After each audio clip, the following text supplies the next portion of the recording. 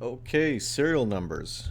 In the manufacturing space, everything has a serial number when you can apply to it. Obviously, it lets you track back if there's ever future problems by identifying that product that was built with a serial number. And in this example, I'm going to use millimeter wave products out of St. Petersburg, Florida, as an example of the old way that they were doing things and how within a system it can be automated and expanded on. So as you see, these are products that they're built. If you even see this one right here, you see a little SN number standing for serial number. They would basically generate 3 or 4 digit serial numbers. But how was it that they were doing them? They were basically doing them manually. So let's say, for example, this is their old way of maintaining them. They would create an Excel sheet for a specific product line, let's say amplifiers or attenuators in this case, right? And they would have to manually create them. So they would open up that Excel sheet, they would go to the very last bottom line and look at where they finished off, and then just enter the amount information at that point of what they need with a new serial number. And they would just write it in there, how many, if it was like, in this case, this was 2 serial numbers, so they needed 3178 and 3179, and any other date code information, work order numbers that was assigned to. So all this done was just done manually. It was a manual process. Now the problem with this way is that be, you had clashing serial numbers because a product line here, when you're using only 3 4 digits and you're just counting up, you know 500, 508, and 509, you might have another 508 and 509 in another file.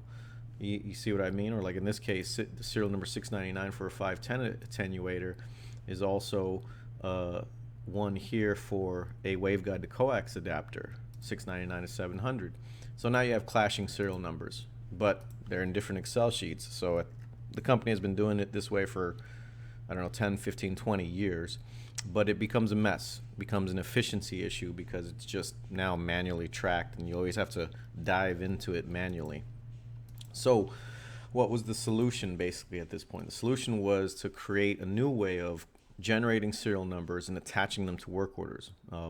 As we know, millimeter wave products, I create a system that manages, it's an entire workflow system that is being gradually built on via behaviors that can be automated.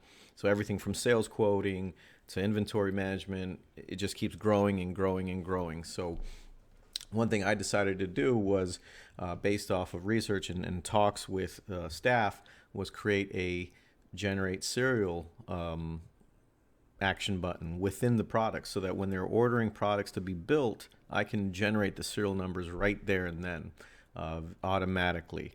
So it automatically would generate them, and then it would flip and show, okay, these are the serials that you have generated for this specific product. So for example, a 511 KU band, this one specifically, I have a quantity of 1, so I generated it, it's only going to generate 1.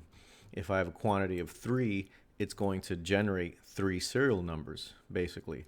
And I used a 6-character hexadecimal because that 6-character hexadecimal basically gives us 16,777,216 possible combinations.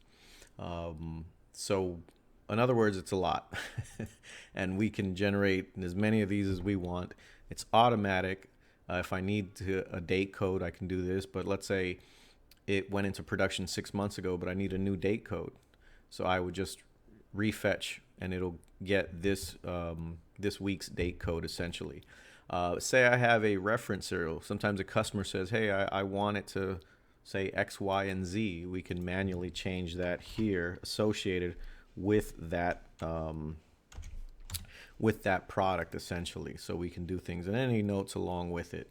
And that's kind of how the generate serials work. In this case, we have a box for lookups. So if a customer complains, you can ask them what's the serial number on that product. I can just drop it in, look up, and I get everything about that product, that when it was built, by who, the notes, all that you saw there, the work order, which lets us dive immediately into the next step of what needs to be done at that point. So that's now what was accomplished. Now it doesn't take an employee to manage this kind of outside data and this mess of Excel sheets that have just been built up over time. Now they're all within here. We've brought the data and associated it with its work orders, and it allows us to immediately look and create actions based off of what it is that we're doing as a company. Again, the efficiency goes up through everyone, because now we don't have to manually upkeep this stuff, and it allows for better eyeballs on this. So it's just those little behaviors, and that's what I do essentially. It's just a collection of behavior. Systems are a collection of behavior. I have another video on that if you want to see systems within systems that just are created for companies that over a period of time automate and replace human behavior along the food chain. That helps production, that helps revenue, that helps you outcompete competitors out there in the world. Because if you're not doing it, they're doing it.